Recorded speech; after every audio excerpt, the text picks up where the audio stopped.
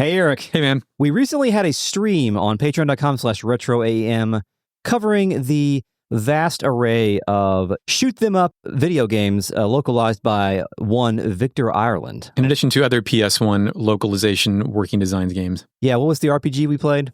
Zelda Man? Alundra.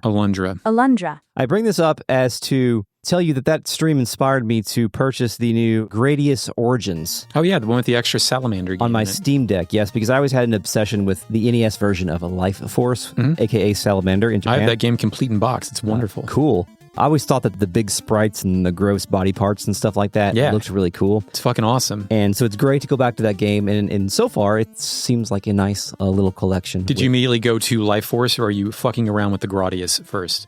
I immediately went to Life Force, then I played all the way through Salamander 2. Yeah. Of course, when I say all the way through, these are all the arcade versions of them, so I just press a button. Yeah, put infinite more coins quarters. In. Yeah. So it's all the arcade versions. So when you play Gradius 3, it's not the Super Nintendo version with the incredible slowdown? I haven't tried that yet, but I did experience some slowdown on Life Force. Good. So, is it the NES version? I assume, how many Salamanders are there? Is that an NES original, or was that ported from arcade? I don't think the second one ever came out here, but it doesn't seem like the NES versions, because I remember that do you remember those like giant like claw things that would emerge from the muscle tissue thing? I feel like you had to shoot those things like 27 times to kill them. Mm-hmm. Yeah. Life Force is a difficult game. But in the arcade version, you just have to shoot them once. Doesn't the Konami code work on that? It does. Okay. Yeah. Good. And the collection also has like an easy mode and a invincible mode too, if you just want to. Chris prefers his horizontal shooters to his vertically scrolling shooters. Well, that's why I like them both. That's why I like Life Force, because it changes level to level. I'd completely forgotten this. Great video game. Chris recommends the Gradius collection, available from a company called Konami, who used to make video games and sometimes still does. Yes. They're also making Suikoden Starleap, which I'm actually kind of interested in. More on that later. There will actually be no more on that later. Would you like to hear some hot sounds I've recorded?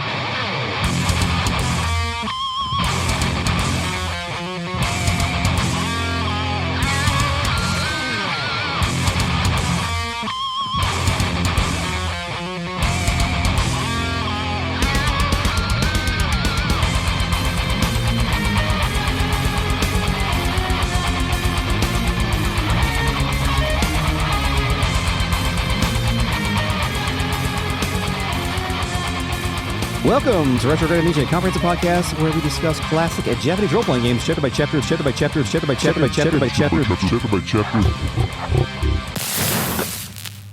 Beat by beat. This is Season 7, Episode 47 of our coverage of Lunar, the Silver Star Story. My name is Chris. I'm joined by Eric. Hi. Hello, Chris. As always, we're joined by the Real Net Collective of Gargamel Garglers, who are watching us record this podcast live at patreon.com/retroam. We're also joined by the Fake Net, a voice from the computer that offers corrections for things, who's for some reason, like, she's double booked. She's also volunteering to drive a fucking fire truck during the show. Initializing Fake Net. Due to past crimes committed and convicted. I need 100 hours of community service this month. Apologies, but don't worry, I can talk and drive. Just fine.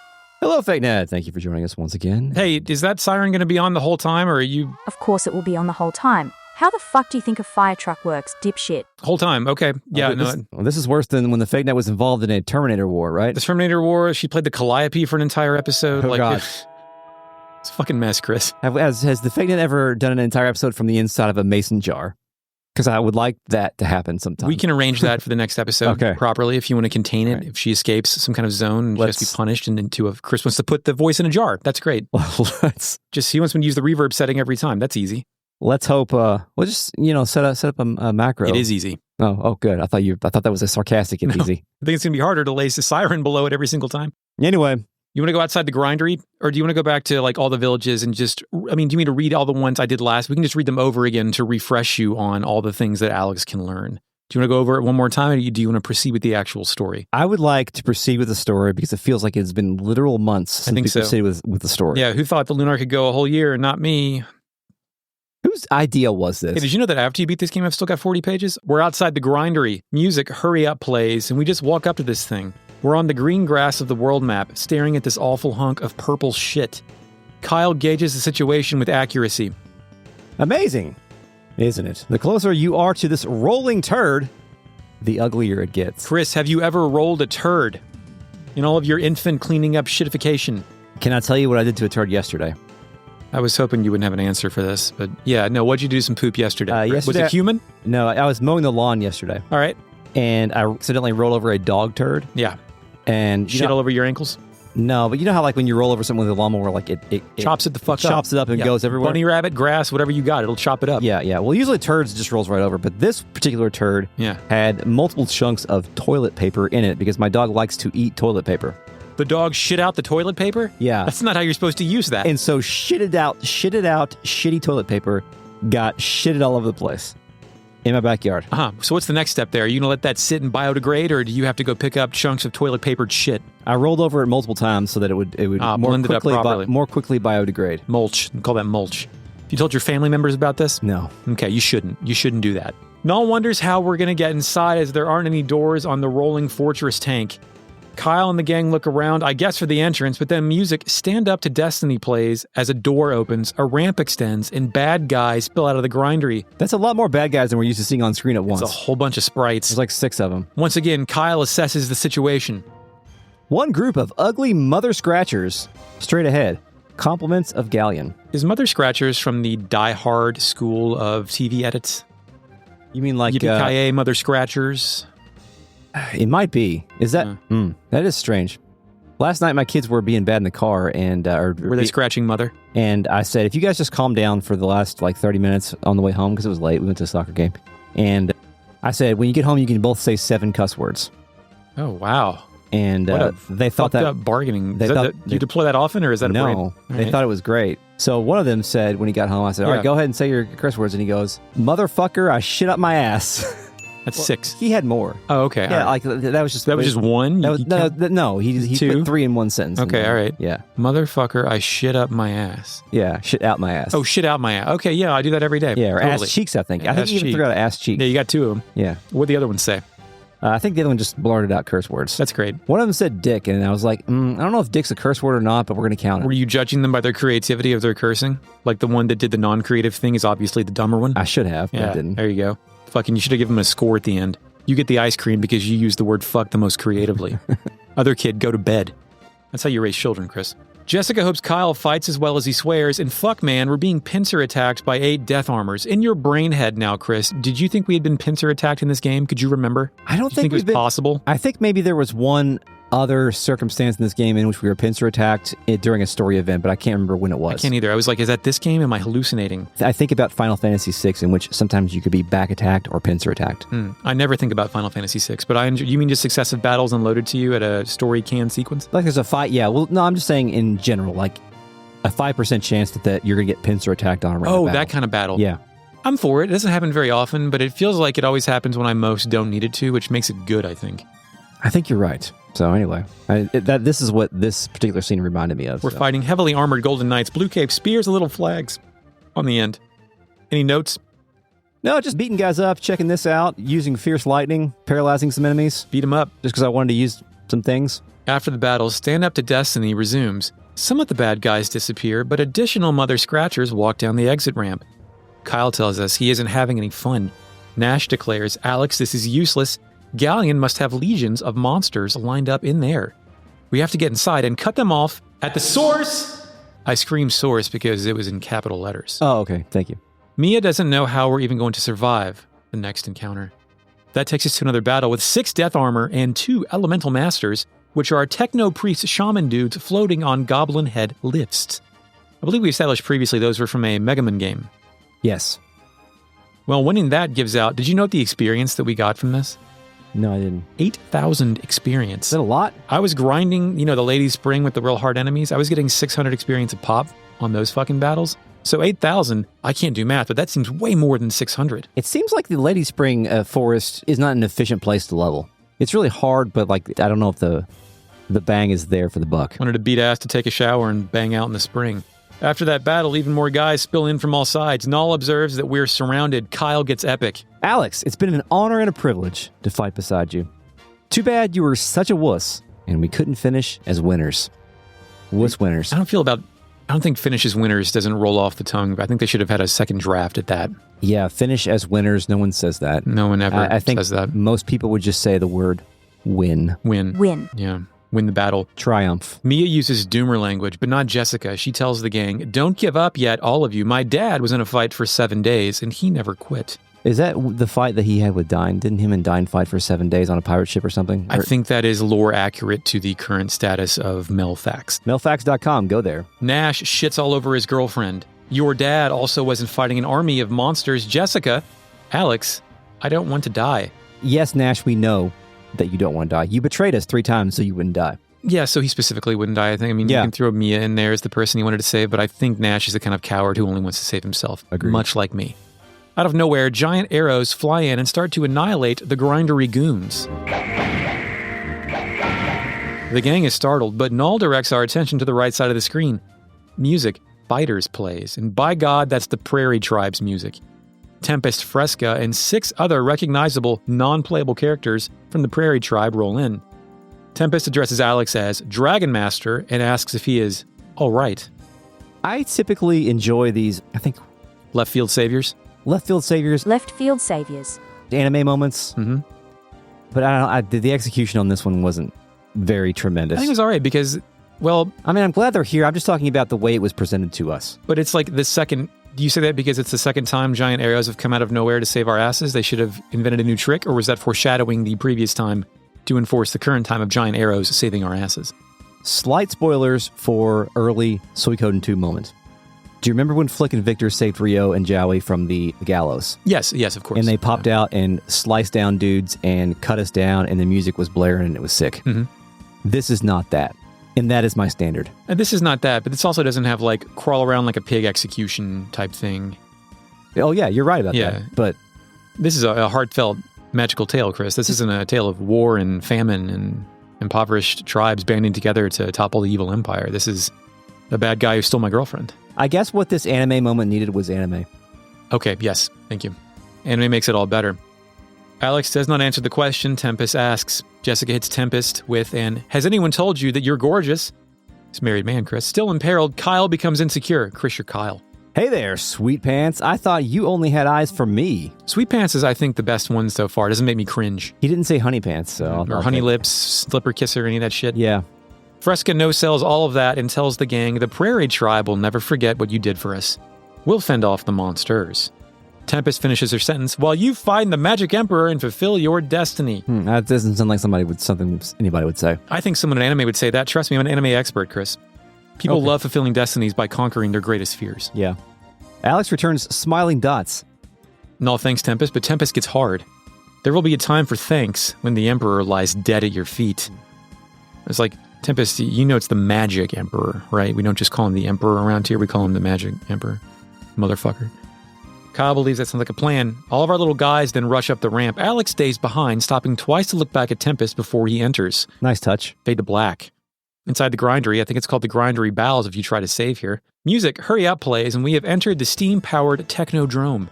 All MP is restored from the last 2 fights, which is very nice for people like me. Did you try to leave? I didn't try to leave, no. I did. Tempest and Fresca are still out here fighting hordes of monsters. Leave this task to us, Alex. Your destiny lies within the Grindery. Fresca says don't worry about her, and they will buy us all the time we need. And I went in and went back out to try to leave once more, and it's just this dialogue over and over. Over and over again. Wow, they didn't account for that. No, I have to stand up to destiny. Yes. Purple pipes connect to a bunch of different areas of this place, but thankfully I have access to an internet website with a map. Chris, did you raw dog this dungeon, or did you look at an internet website with a map? I think I looked at a guide with a map. Very good. Victor Ireland approved guide. PDF. What's PDF stand for? Personal data fuck. It's paper document fax. Something document piss document format. Fornication. It's something document format. Something fake net. Is that true? Initializing fake net. PDF stands for portable document format. Well, at some point I'm walking through here and I'm walking past what looks like the furry foot of the red dragon hooked up to tubes and pipes and shit. What do you think that is? Oh, I didn't notice that. Let me see. The furry foot of the red dragon already?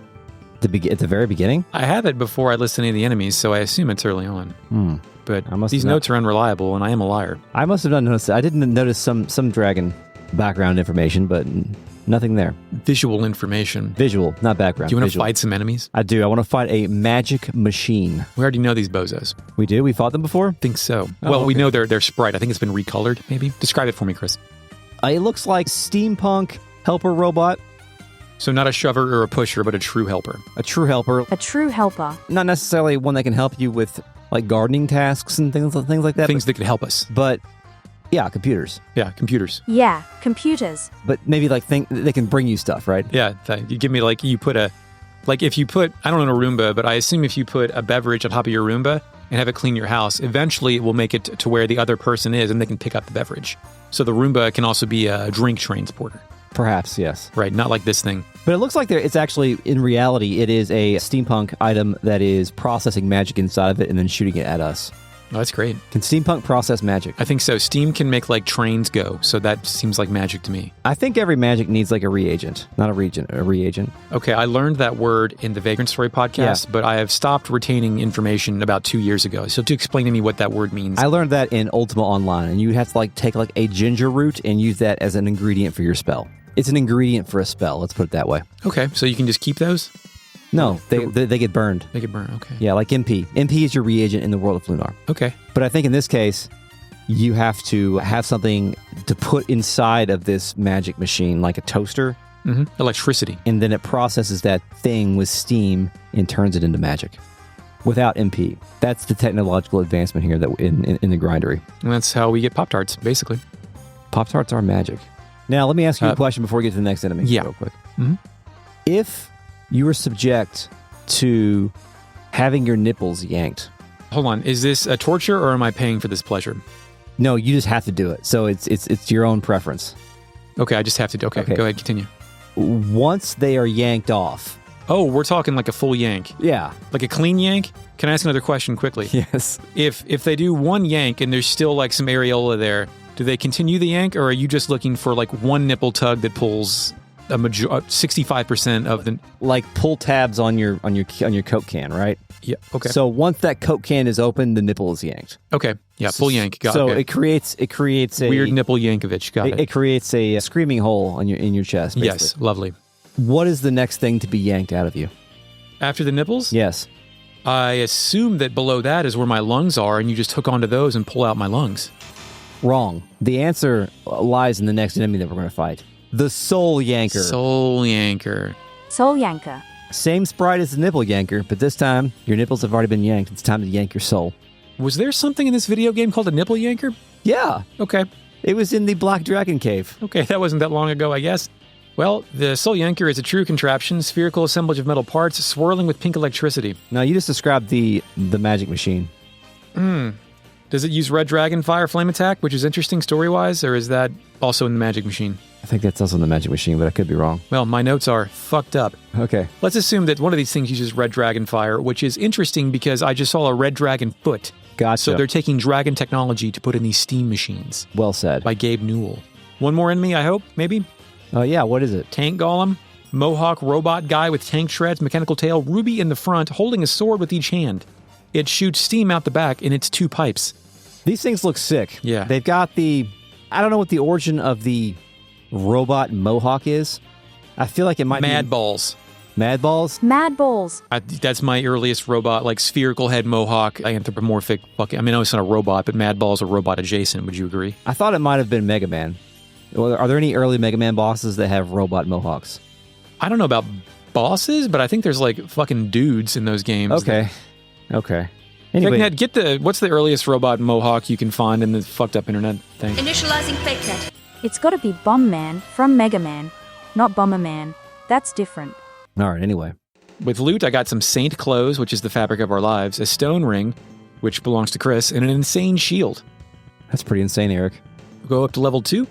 It's a set of walkways that go over a huge chasm thing, and you can see the blue dragon's tail or whatever and some green liquid on the floor below. Fuck, man, we exit that pink tube and Quark's head is mounted to some kind of machine.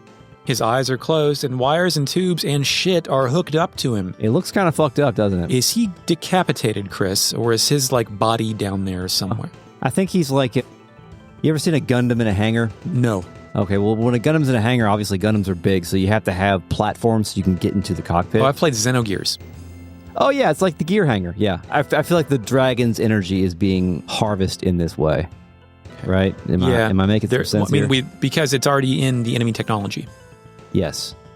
Null is correct when he observes, Alex, it's horrible. It is horrible. This is horrible. Jessica is horrified by the horribleness. She says, I thought the white dragon was dead, Alex. What has Galleon done to him? Nash is sure Galleon has done this to other dragons too, as am I because we walked by the evidence earlier. Mm-hmm. Mia tells us Galleon is drawing upon the power of the dragons to fuel the Grindery. He's sucking the life out of them. It's unbearable to even look at this. Honestly, it's wild and neat. Hooking up all the dragons to a techno-mechanical shit in your mobile fortress, it's horrifying and cool. I did not expect Lunar to go this hard.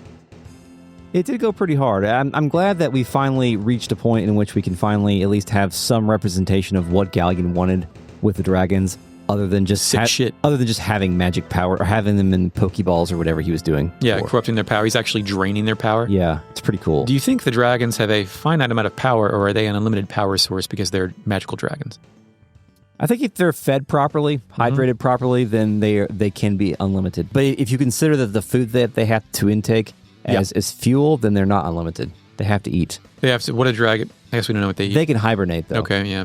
They can hibernate for eons, thousands of years. So, yeah, what do they eat? I don't know. It's not meant little ramuses. They would have eaten ramus. Maybe they just absorbed the moisture in the air. Yeah, there you go. It's called drinking osmosis. Kyle is freaked out. What a sick little bastard! I can't believe what I'm seeing. Jessica also shares her own horror. Galleon has turned the dragons born to protect Althena against her. How can we possibly fight an evil drawing in this kind? Evil drawing. Drawing? That can't be the word there. I've got it for you. She says, Chris, how about you finish that sentence for me? How can we possibly fight an evil drawing? No, that's what she says here. That's what she says. Okay. An evil drawing in this kind of power. Bad sentence, but it does actually make sense. You can make it work. An evil drawing. It's a level in Mario 64. It's next to TikTok clock. Nash has turned over a new leaf. He says something empowering rather than sounding preemptively defeated. He does. How can we? Don't you mean how can't we? You've all seen the horrors Galleon has inflicted upon our world. Viewing this latest atrocity should only strengthen your resolve to defeat him. Nash is sweating during this. His portrait is sweating. Is he anime sweating or is he sweating? He's sweating. Cool. I don't know. I've never noticed Nash having a sweating portrait before. Unique sweat portrait. But maybe it has to do with the remastered portrait. I can kind of see a little better. Did they add sweat? Oh, okay. Yeah. Just not blurred with the lines. It would be interesting if this was a one-time unique, the only time that it appeared just to fuck with people. He did have the hand slap on his face when he was giant banana Nash. That's a good point. He did. So. Well, Kyle is me, but right now Kyle is Chris, and he says, You're right, Nash, for once. We have to stop this cretin, and we have to stop him now. Cretin's pretty good. You don't see cretin a lot anymore. Gotta love cretins. Null tells Alex it's time to go, and we're off once more into the breach. But eventually, we get to the Grindery courtyard. If you save there, it's called My Secret Garden. Oh, My Secret Garden, eh? Who is my in this case? I think it's Galleon. Do you remember the movie called Secret Garden? Or The Secret Garden? So it's a Fern Gully? It was live action. I remember it because my cousin was a girl and I was forced to go see it with her so that I could go see Muppet Treasure Island the next day. That was the bargain deal for the weekend. And what was this secret garden? Fucking little girl princess fantasy thing. Oh. Fake net, what was the secret garden? 2-sentence synopsis, please. Initializing fake net. A young orphan girl discovers a hidden, neglected garden on her uncle's estate and, through tending to it, transforms not only the garden, but also herself and her sickly cousin. The only garden I know about is the Wicked Garden from Stone Temple Pilots. I'm not familiar with STP very much. I want to run through your Wicked Garden. Is that a sex thing? A lot of things in the first sex type thing? STP album are sex things, so... Well, shit. I enter the next pink tube and music Dragon Holy Spirit plays as we enter an idyllic floating balcony courtyard. There's a fucking fairy flying in front of us. Actually, it's a pixie. Null is just as confused as I am. What's this, Alex? It looks like a park. Kyle can't believe this shit. In the heart of the Grindery, it doesn't make any sense. Jessica suspects it has to be a trap.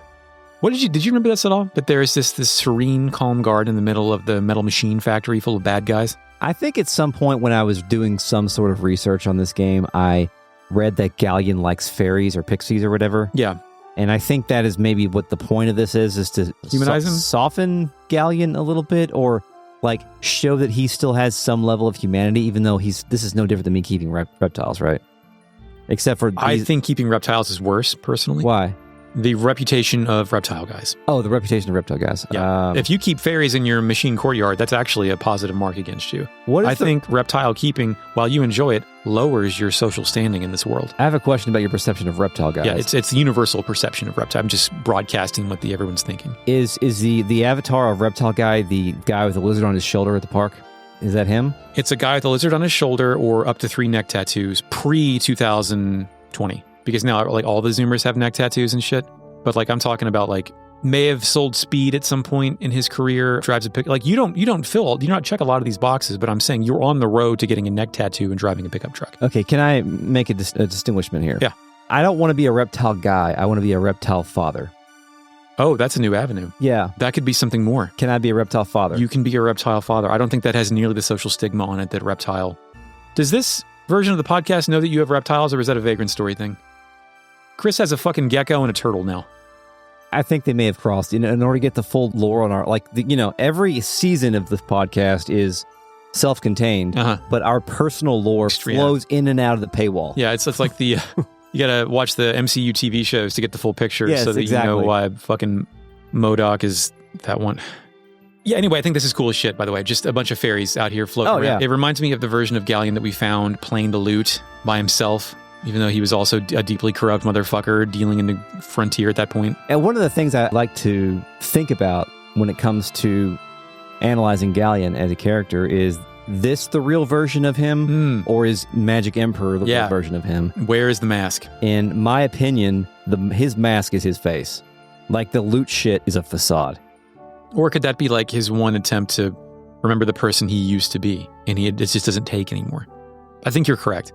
I think the entire loot scenario, when he first met Luna earlier in the game, was orchestrated in order...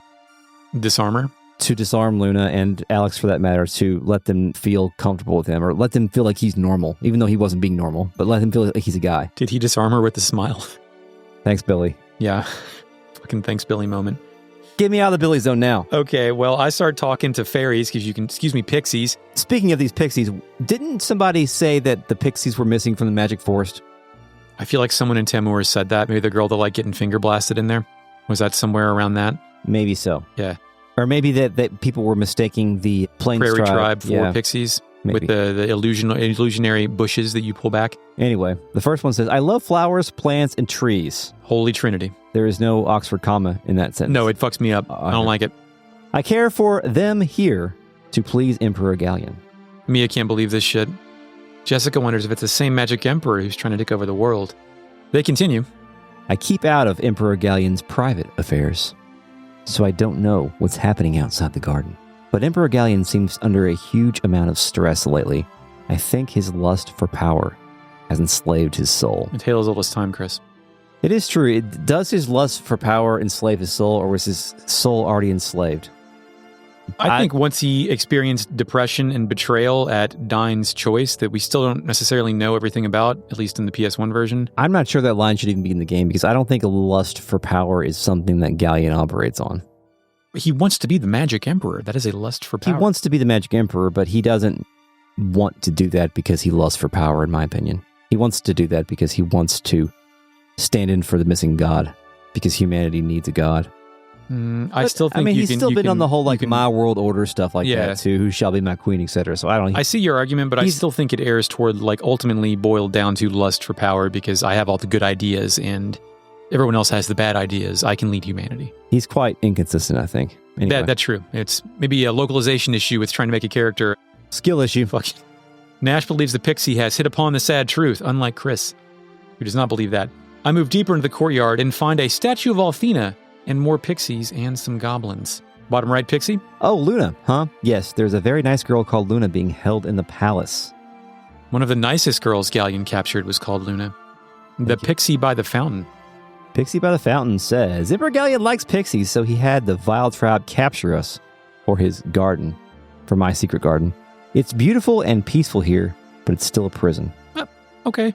It's a little sad Nash. Yeah, sad Nash. No sweat, no hand slap says, that's right.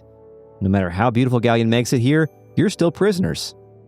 Galleon treats all the pixies here like prizes in his personal trophy case. Yep. He's got to catch them all, Chris. He does. Mia says, coming from Vane, he should know better than to trample others like this. He should know a lot better for a lot of things there. Yeah. Thank you. Can playing Pokemon Go out in the fucking frontier. Blue Pixie? Yeah, bottom left. I'm so happy Emperor Galleon invited you to join us here. Null can't believe this shit. Are you really that far off in La La Land? Reality check. He wants to kill us. We thought all humans were evil until we met Galleon. Now we know that there are kind ones too. He is one of the most compassionate souls I have ever met. Are the pixies dumb?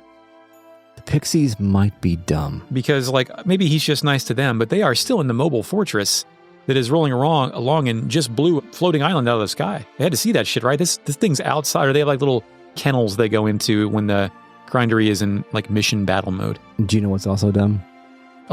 Specifically? Reptiles. Reptile. They're not very smart. Yeah, they operate on reptile brain. Yes. Right? That's, eat, drink, run. Tortoises might have some level of intelligence, but I think in general they're just kind of empty heads. Can't tortoises live forever, basically? They have lobster technology in there? They're dinosaurs. Okay, yeah. Top left, red pixie. Zenobia is very cruel. We all chafe. Chafe? Chafe? Chafe. We all chafe at her wicked manner. Fucking wicked manner. I want to have a wicked manner one day. But Galleon must see something in her. He seems to enjoy her company.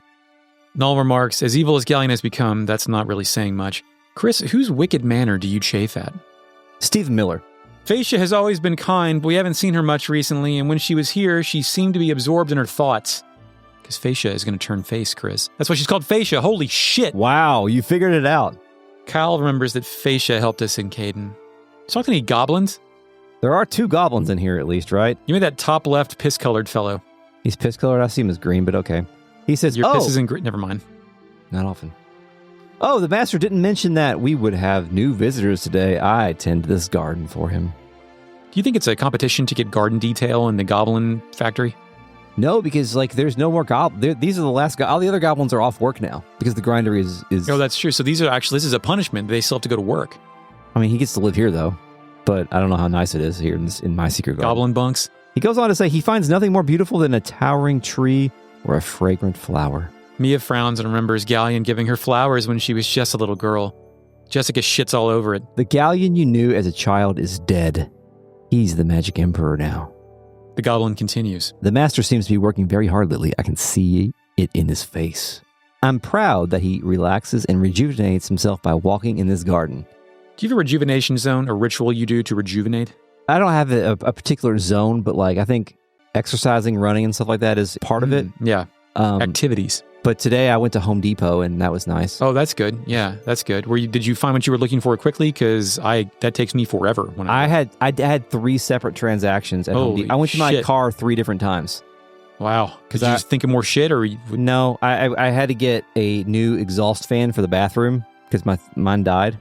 You know the fan in the bathroom. Mm-hmm. Yeah, it gets the steam air out. Yeah, that one. I had to get another one of those, and then I'm like, I got this now. I don't have my cart, so I just bought it to put it in the car. Hell yeah, fuck it. Then I went to the garden center to buy some more things for my secret garden. Your secret garden. Chris is building a turtle habitat in his backyard. Yeah, my secret garden is for that. But then I found 2 cinder blocks on the ground. Fuck yeah. Or concrete blocks, actually, the ones with the holes in them. Uh-huh. And you can just take those. They don't even charge you for that. No, they charge you for that. I asked some guy, I said, I found these sitting here, but I don't see any other ones. Another father had abandoned them. I need 2 more.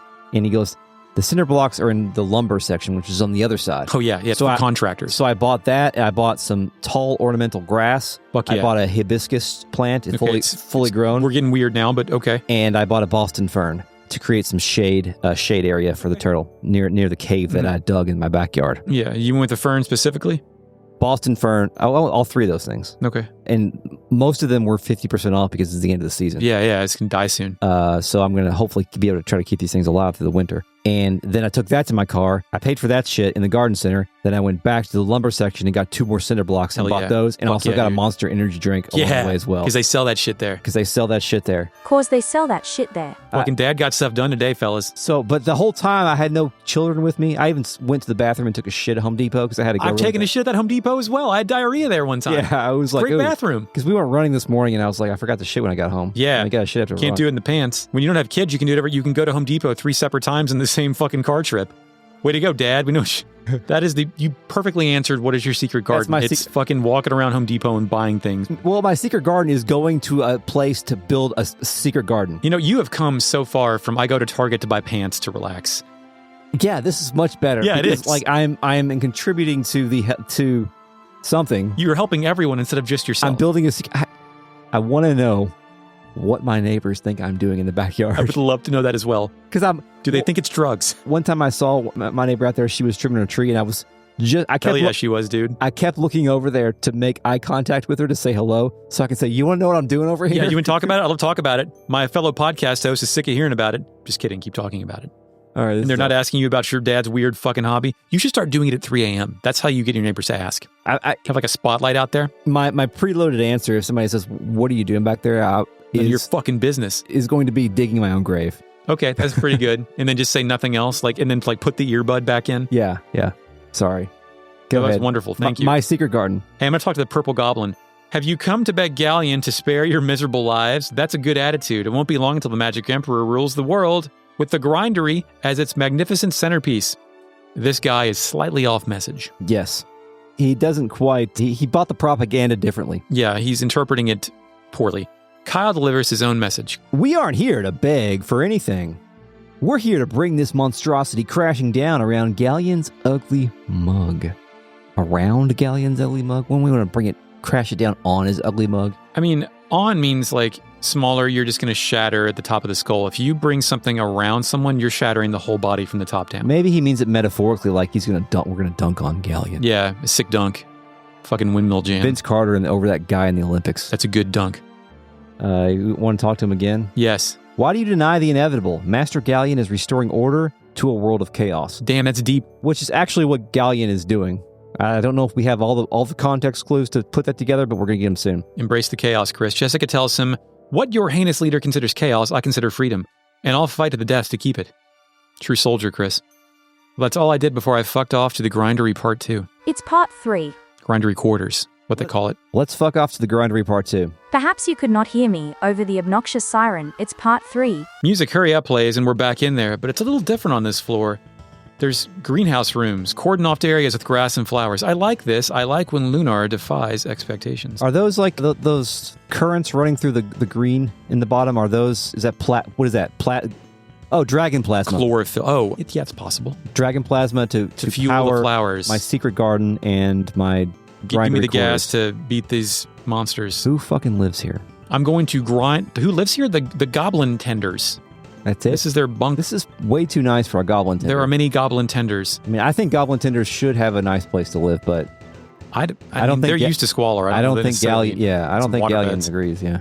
I'm going to grind levels because there's a goddess statue here, Chris. I grind Alex to 43 and everybody else to 42. Do you have your current levels? Yes, Alex 43, Nash 42, Mia 41, Kyle 43, Jessica 41. Hell yeah, we're all in our 40s now, Chris. Enemies, new ones. Arrowfish. Steam fish, like angelfish, but made of bronze and teal metal parts. Dr. Wily would be proud. Dr. Wily would be proud of a lot of things in this game. Mega Man keeps coming up.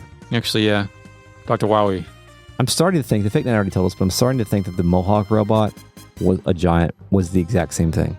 Just a giant tank with a Mohawk robot head. The Fake Net did already tell us this, but I can see it in my head. But I also see there's a Sega CD game called Bouncers where you play as a basketball, and one of them has a Mohawk that is also overriding my robot Mohawk memories. When you close your eyes and you picture a giant Mega Man boss sprite, like not traditional like Metal Man, but like the ones from Dr. Wily stage and stuff, which one do you see first? The demon, the goblin, the orange fucking thing that separates on both sides. What's it called? Orange Devil or something like that? Yeah, Red Devil, Orange Devil. Yeah, that's the one that like moves from side to side. That's the default thing. But I see the dragon from Mega Man 2. I don't consider that to be like... I consider that to be more dragon class than robot. I mean, it is a robot dragon, but I consider that to be its own like special like thing. Archmage, Metallic Priest. Yeah. Bomb Angel, Blue Angel guys holding a fucking missile. Yeah. And a Blizzard? Blizzard? I don't know if I saw a Blizzard. A gold and silver dragon lizard palette swap thing. Oh, yeah, those things are kind of cool. But what also is cool is the loot I pick up here. I get a healing ring, a holy bandana, an insane helmet, and a phantom ribbon. On the third level of this shit, the door next to the floor is surrounded by 2 massive stone tablets covered in inscriptions. They're also lit green from the bottom and red from an unknown source. Maybe some of the lettering is red, I can't tell. Someone is up to some shit. with this design. So now that we've got these stone tablet things, all these inscriptions, stone nipple tablets, yeah. The plasma running through the floors, a very sort of godly, like pantheon type of structure that we're going through. It's starting to feel a little bit more otherworldly. Like we've gone from like the mechanical to like the indulgent. Well, have we reached the Golgotha of this game, or are we approaching this game's Golgotha? I think Golgotha is a non-factor here. Golgotha is a non-factor. It's not necessarily where Christ is going to be executed, but Golgotha, I think, what else could it be? Is the place of promise in that video game, like the showdown place where some shit's going to go down, and there's a level of otherworldliness to it. Oh, I see. Some ethereal energy pulsing through the vein. Because in my opinion, or at least my hypothesis here, is that nearly every JRPG has some method of killing God, but also has a Golgotha. And it's killing God, Golgotha, scenario God. Like, these are ingredients. I cannot. The only way that I can recognize this is it's I know it when I see it thing, but not when I see it when I hear it, because the Golgotha zone will have its own unique music. Oh, that's true. Okay. So we'll have to keep our ears open, Chris, for some unique music, which I honestly don't remember if it has or not. Well, the second to last room opens with a red carpet over a navy-colored machine flooring. It terminates in a dead end, a brown and gold door with strange face-like glyphs.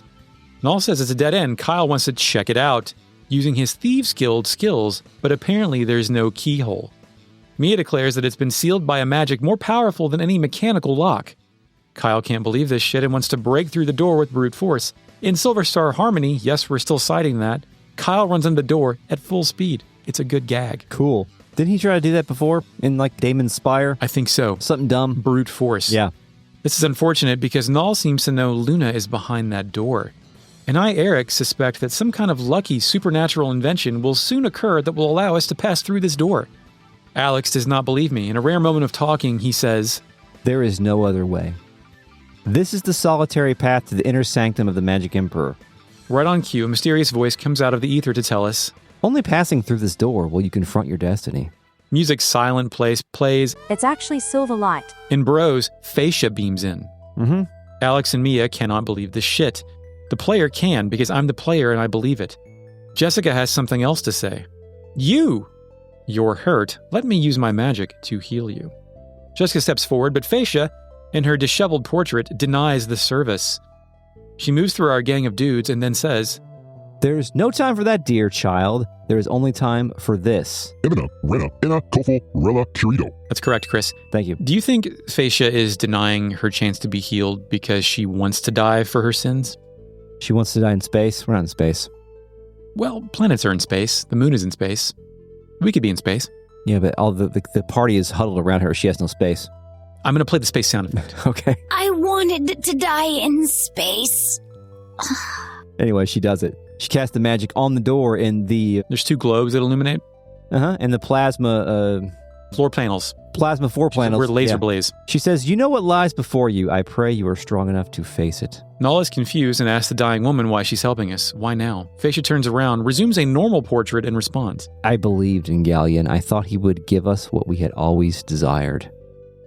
A chance to leave our cold, dead world behind forever and start anew in a place of hope and light." Kyle asks Phacia if she was seduced by Galleon's promises. Seduced is not the correct word I would use there, because that usually has a sexual context. It could be used in a metaphoric way, a little bit. But I think it still borders toward sexual. The deliverer of the line is Kyle, so yes. Yes. No, it wasn't that. Galleon never promised us anything. He merely approached the Vile Tribe and commanded us to do his bidding. We obeyed. It doesn't make any sense. No. Yeah. Like, I feel like she was seduced by Galleon's promises. Yeah, she's already speaking the propagandistic bullshit. "You must understand, for all our existence, the Vile Tribe has been shunned and ignored. Althena herself exiled us to the edge of her world. For a man such as Galleon to acknowledge us, much less ask for our assistance, we were honored and humbled.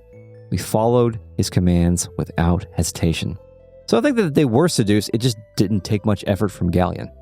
Yeah, he just walked in and they had so little that they were finally being acknowledged. They were like, "Fuck, man, yeah, let's go." He did not have to become like the fucking Mussolini of Lunar in order to mobilize them. Instead of Mussolini, well, I guess Mussolini works because that's a fascist dictator. I was going to say Muad'Dib because that's also kind of a... Chris isn't down with Dune. I forgot. Never mind. Yeah, I mean, I've read Dune, but yeah. She continues. And I started to imagine the Vile Tribe's place in Galleon's brave new world. But I was wrong. Galleon never intended to include us in anything. He simply used us, and now that its true aim is within reach... Well, Zenobia and Royce beam in. Zenobia shames Phacia. Oh, shit. I can't believe you'd sink so low as to betray your master and your tribe. Royce lays some on top. But then you never were able to keep a secret. Phacia shoots her shot. Zenobia, it's too late for us to undo the evil acts we committed in Galleon's name. But we can help Alex and his friends to stop him. Zenobia delivers a whack-ass angry portrait and commands Phacia to be silent. But Phacia does not remain silent. She continues talking. But you must listen. The only one who ever cared about us was Althena. Don't you see that's why she did what she did 15 years ago? That's some interesting information, Chris. No, I don't see. And I want to hear more, but Zenobia doesn't want to hear it. I did not ask for your meandering opinions. I commanded your silence.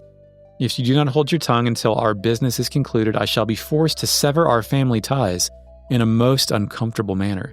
She's trying to get a little bit too epic for me, Krish. That's a threat, but it sounds like a fucking Bond villain. Zenobia has been known to do that a lot, especially late game. Gets deep in the shit. Yeah, way too deep. Royce maintains the fortune teller motif. I see only suffering in your future, dear sister. It's a pity you cast your lot in with this accursed dragon master. Royce then waves her hand and casts some magic shit. The screen flashes. I can't tell what happened, but everyone seems to take a step forward. In Harmony on PSP, there is a blade shanking sound effect. Phacia speaks. Alex, you are the only one with the strength to defeat Galleon, but you must make your way to him in haste. Null says Phacia's name, but she continues. My fate is of little consequence. Go, quickly now. Galleon's strength grows with each moment, and soon he shall achieve invincibility. Our gang walks away, with Alex taking the time to stop and look back before moving on. Been doing that a lot lately. When you have control, did you go back in? I did. Phacia will say, Go quickly, Alex. Only when you destroy the Emperor will the Vile Tribe have hope of redemption. Forgive me for the crimes I've committed against your world, Dragon Master. I enter the door and Alex stops. He turns back around while we hear magic shit happening to Phacia off screen.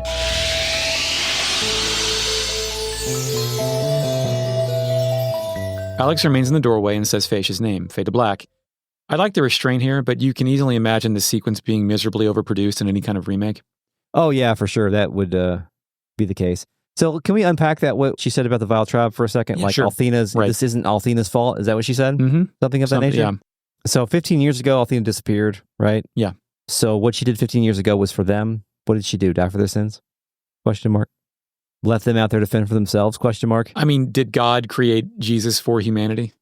Yeah, according to the lore, yes. I mean, that's kind of the wave we're riding here, right? It is. It is. Like, I think that's a little, like, what do you mean? How does that help me afford more cosmic brownies, right? But like, it's more of like a global hope type thing. Yeah. How does that help me live out here in the barren world of the frontier while everybody else has, Yeah, while veins floating in the fucking sky. Yeah, and they have just for fun. They have grass and healing statues. Like, what the fuck? We have one healing statue and people are afraid to use it. Did Althena disappear because she believes that, because she's a libertarian? I think we don't actually know why because it's not written especially well, but my impression is that she disappeared because she thought the allegations were true about being up in an ivory tower and not caring about people, so let's go live amongst the people. Okay, I'll take it. Remember when I just admired this game for showing restraint with Phacia? Yeah. Would you believe that Phacia comes back in the PSP version? Really? It's not until the epilogue, but yeah, spoilers for that. Interesting. Because this is Phacia's, they just killed her, right? And just to be clear. I think this is the last time we see her in Silver Star Story complete.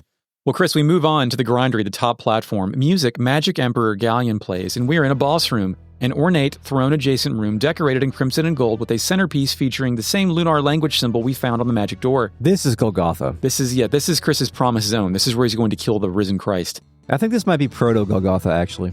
I think there's another one later. Multiple Golgothan scenario. 8 red spheres are positioned across the room, along with 2 strange and uncomfortable-looking golden decorative poles at opposite ends. Alex and Magic Emperor Galleon exchange vocal lines. Galleon. Well. It appears our little hero found the way at last, and I have just the thank you you've deserved all along, Dragon Boy. Oh, hey, here's what Troy Baker's galleon said on PSP. Galleon! So I see you've managed to come this far, Alex. Or should I say, Dragon Master. The girl whom you seek lies just beyond these doors. But if you wish to save her, you must first defeat me. Now let us see your true power, Dragon Master. And here's what he sounds like in the remaster. Well. It appears our little hero found the way at last. And I have just the thank you you've deserved all along, Dragon Boy. Everyone kind of stands there for a minute before Galleon extends his right arm, and then it's on. Music. Go, go, go. Which is, I think, the first time we've heard Go, Go, Go, further confirming Chris's Golgothan fantasies. I think you're right. I've definitely not heard you say Go, Go, Go yet. So. I don't think so. Go, go, go. And we're 1v5ing Magic Emperor Galleon in the Grindery, all items allowed. We have all of our regular-ass character sprites, but Magic Emperor Galleon is now a large man, regular human size sprite. This is also a feature of JRPGs from this era where the scale is not normal. No. Ever. It's weird looking. I kind of like it. Yeah. It gives a sense of power, right? Yeah. And also, he's decently animated. His arms are flexing and his cape is moving. Yeah, his little shoulder pad rings are jingling. Shoulder pad rings, that's pretty good. He's moving a little bit. Legion of Doom. His lower third, though, is just not moving at all. Just like me. Time to deploy the usual buffs and magic attacks. Magic Imp has a fairly vicious attack that he does, swiping his arm downward. He wallops fuckers for 150-ish of damage.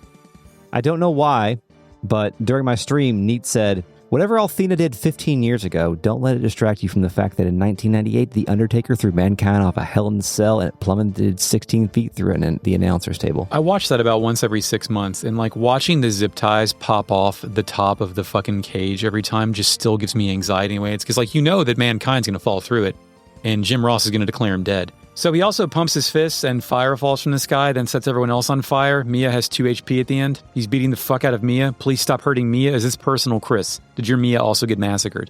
Now, it looks like Mia's doing okay. Must have just been the luck of the draw. Is he using the shit that he had when he was with us? That's exactly what I was about to say. He's using the same spells that he used when he was in our party temporarily. Wind attack, tornado shit, throws everybody off screen, shakes the earth, and big rock balls bounce all over the screen. Jessica is my heal all MVP. Althena, lend me your power. Any other notes before we achieve victory? How do you feel about your dwindling supply of starlights and silverlights right now? Are you using them, not using them? Are you feeling nervous right now because you don't know how... this is obviously not the last battle, but like when I was doing this, I forgot there was another dungeon, so I started to be a little more liberal with my items. I mean, after this, we have as many starlights as we need. And I don't remember that, but also, like, I was doing the Althena statue efficiency run earlier where I was healing and going back and healing and going back. Good point. Like, I play these games with a constant scarcity in my mind of using up all of my shit. Yeah. It takes a good while to beat this guy, but eventually we can do it. I won, but as it was in pretty bad shape at the end, having only survived another 2 rounds without hitting anyone with the silver light, like, I was kind of cashed. After defeating him, we earned the rare victory music of the victory music. Back in real life, the Galleon sprite gasps and evaporates, just like this episode of the show. But before we can exit the show, we must do one important thing. We must consult the RealNet.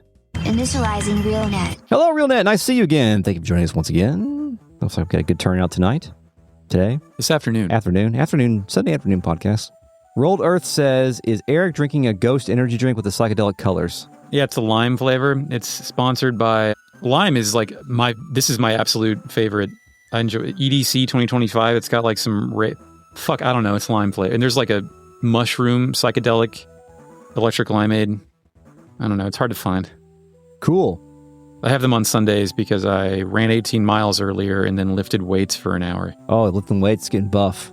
No, the opposite of that. Getting lean. There you go. Lean chicken. Required 200 milligrams of caffeine. PDF, according to Shy Guy 32, is portable document format. That was close. Isn't most data...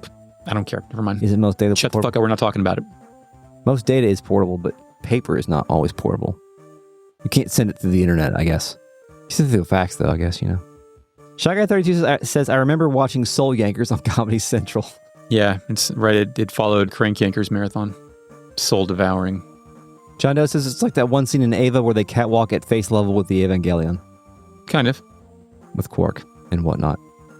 Stare your god in the face. John Doe says more games need nuclear dragons. Generally, yeah. Jagger32 says The Secret Garden is also on Broadway. That means it was originally based on a play, right? Or Not necessarily. Surely they wouldn't make a play after a 1995 little girl movie, right? There was a Broadway production that was based on Alanis Morissette's Jagged Little Pill, called Jagged Little Pill. Was Dave Coulier in it? I don't know. I almost saw it when I was in New York, but we decided not to because it was expensive. But weird.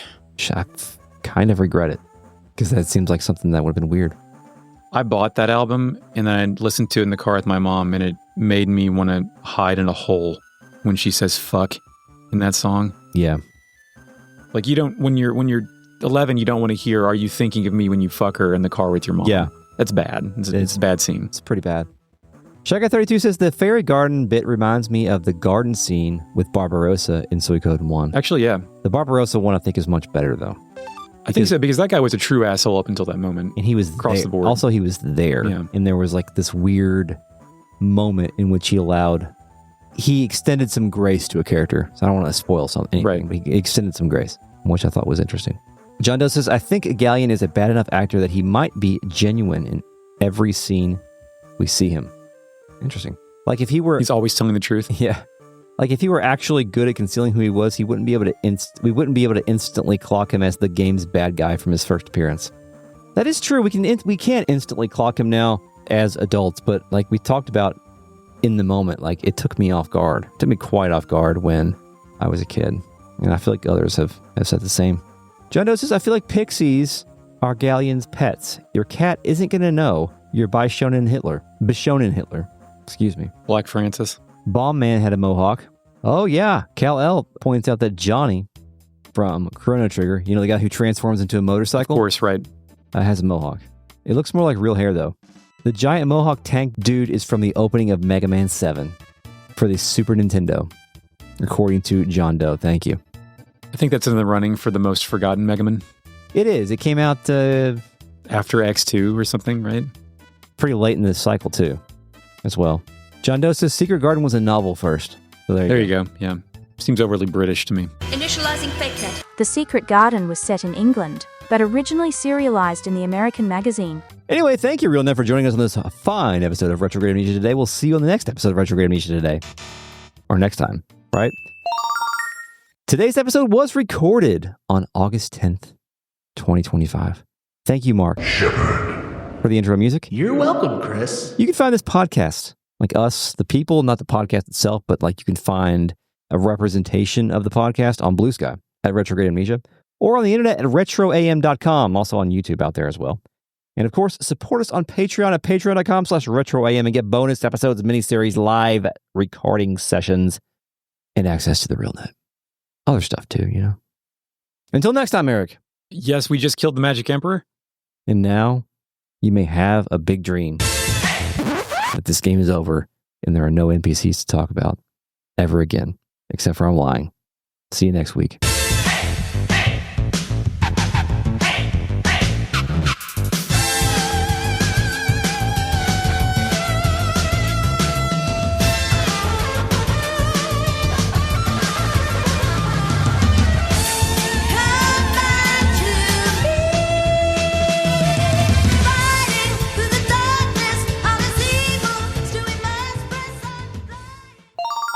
Anyway, all right, we're starting this recording at 1:12.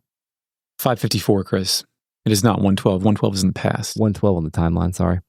No Scroddles last episode. There weren't any NPCs. Yeah. Well, there were. The fairies were. Sometimes Scroddles come in the during normal chatter, but yeah. Shoot them up adventure game. Oh yeah, that's you were correct. Yeah. I already did Potion Pals. Good job, Dad. I already did Potion Pals. Hold on. I'm going to use this one right here. We're also joined by the RealNet Collective of Gargle Gremlins. That's not alliteration. I can't do that. Gargle Gremlins doesn't work. It looked right on the page. Gargamel Garglers. Gargamel Garglers? Okay. Fucking dog eating toilet paper. Kyle and the gang look around. I did that already. Too bad. Is this the wuss line? It starts with Alex. It's an honor and a privilege. Oh, yeah, it's the wuss line, sure. Too bad you were such a wuss. Mm-mm. What? No? Alex, it's been an honor and a privilege to fight beside you. Too bad you're such a wuss. All right. Let me get that real quick. Horse around up. Out of nowhere, giant... I'm sorry. Sorry, I'm getting my big clock. Kyle, hold on, I'm coming. Tempest says, leave this task out. Leave this tat. I got a bubble. The YouTube short that our YouTube editor, Mel, made for us is about the nipple yankers, and that is our most viewed YouTube short. That's wonderful. Thank you. It racked in like 4 subscribers. Okay. That's nice. So... Kyle can't believe this shit. In the heart of the grindery... No, I'm sorry. Chris is Kyle. He disarmed her with a smile. I can't remember the next line. Sorry, even though I listened to that song recently. I know it, but we don't need to talk about it. It's fine. Well, do you remember the rumor that was about abortion? It's not true, but I recently went through an arc with Disarm, and I was like, there was a rumor or a urban legend. Yeah.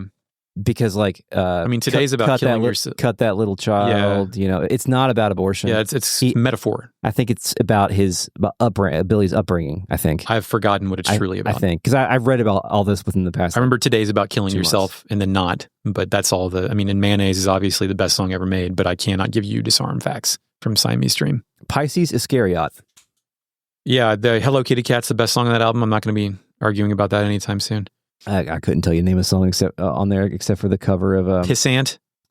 Pissant. Good one. They're the cover of Landslide. The cover of Landslide is one I remember. Excellent cover. It's live. Let's get out of the Billy zone, please. There's a guy that works for the Trump administration. Okay. I think he's a lawyer. I don't know what. Whole can of worms here. He might be in the Department of Justice, but he looks like his soul has been sucked. He's about to get his soul sucked. And he's got like huge bags under his eyes, and he's bald. No offense to bald people. It happens. But he hasn't gone, he hasn't come all the way home yet, He's kind of just not fully committed to being bald.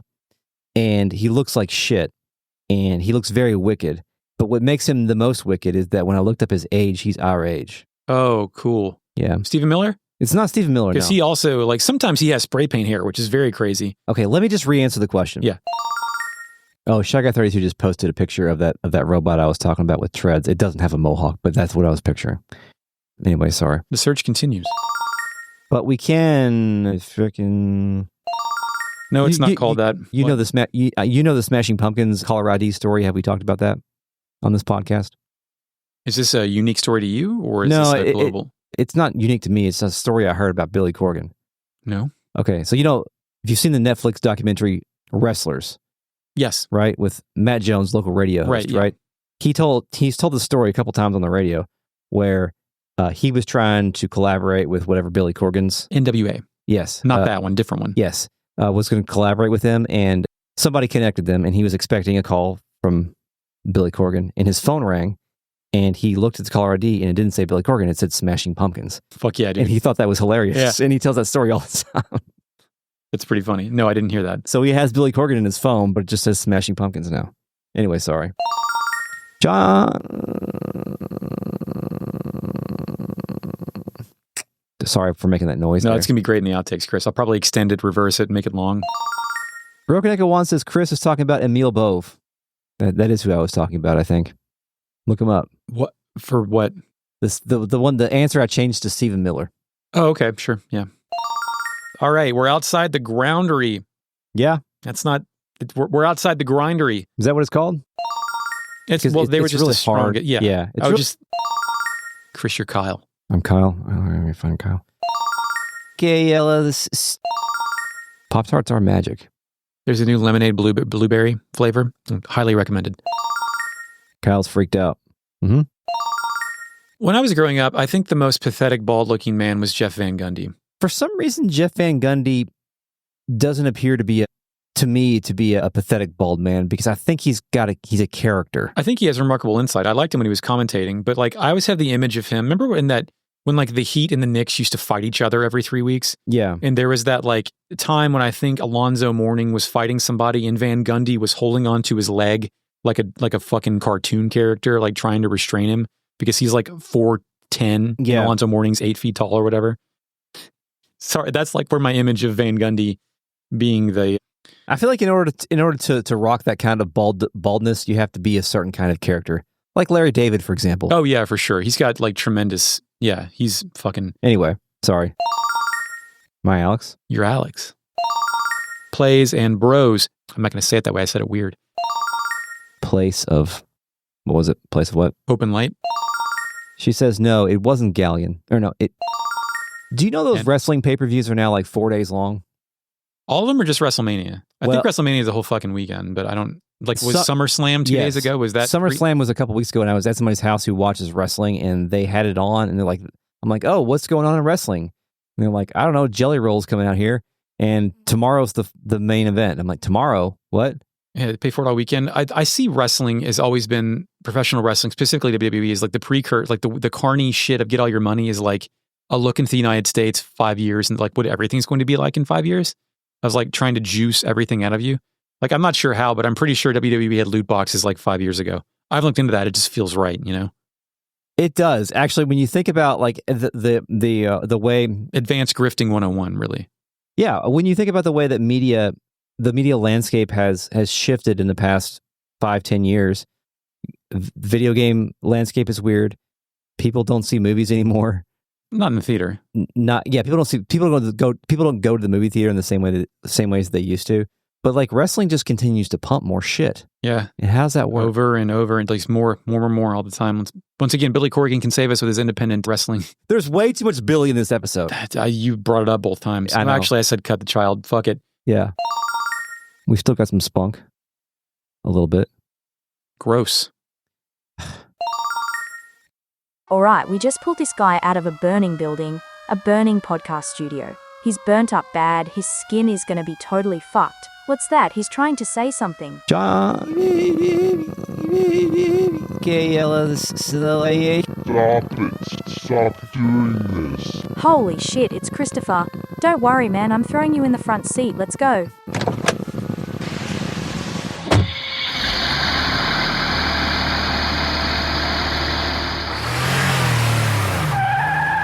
We'll be at the skin graft doctor in no time. Just hang on.